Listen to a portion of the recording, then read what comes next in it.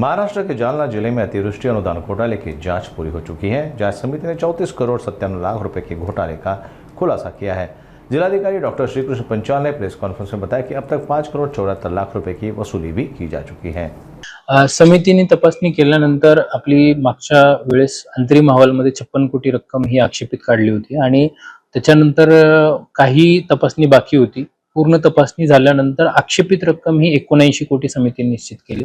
त्यापैकी 72 कोटी रकमेची पूर्ण तपासणी झाली, ज्यामध्ये ज्यांच्याकडे वैध कागदपत्र असतील, फेरफार झाले असतील किंवा कुटुंबातील इथल्या इतर सदस्याच्या नावावर दिलं गेलं असेल असे यादीमधून रक्कम कमी करून अपहरित रक्कम जी आहे ती 35 कोटी म्हणजे साधारणतः 34 कोटी 97 लक्ष म्हणजे 35 कोटीच्या जवळपास ही रक्कम अपहरित रक्कम म्हणून समितीने निश्चित केली आहे।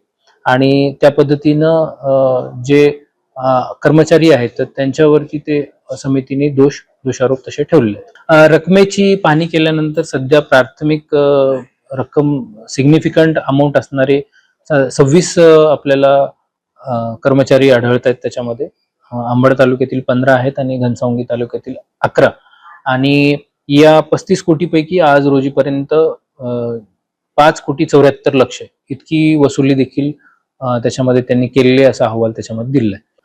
महाराष्ट्र